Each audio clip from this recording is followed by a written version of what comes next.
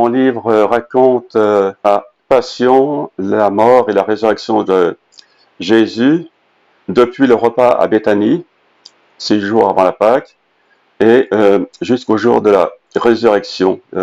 Donc, sur une durée d'une semaine, il raconte également les événements tels que vus et vécus par le disciple que Jésus aimait. Alors, le disciple que Jésus aimait est d'une part l'auteur du 4e évangile, et il est également un témoin oculaire des événements qui ont lieu pendant cette période. Et alors, un deuxième niveau, je dirais, de récit, c'est l'itinéraire même du disciple que Jésus aimait. Et donc, un itinéraire spirituel qui, effectivement, crée un petit peu un double niveau de récit. Et le lecteur accompagne le disciple que Jésus aimait tout au long de l'histoire racontée.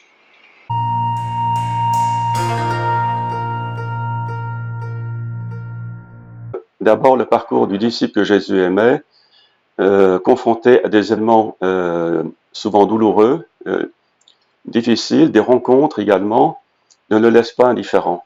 Il a connu des doutes, il a connu des joies, des moments de crainte également, de peur.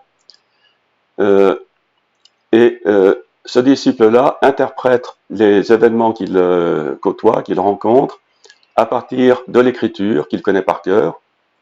Et puis également, il fait une relecture des rencontres qu'il avait eues donc, avec Jésus auparavant. Cette relecture, ou ces relectures plutôt, qui figurent, je dirais, dans le parcours, éclairent son chemin et donnent du sens donc à ce qu'il vit.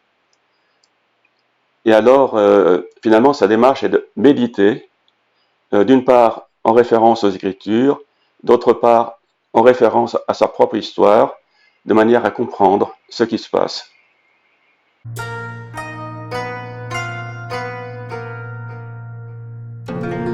D'abord, l'évangéliste, le 4e évangile, l'évangéliste dit pourquoi il a écrit cet évangile.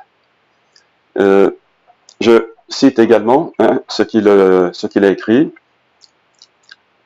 Jésus a fait sous les yeux de ses disciples encore beaucoup d'autres signes qui ne sont pas écrits dans ce livre.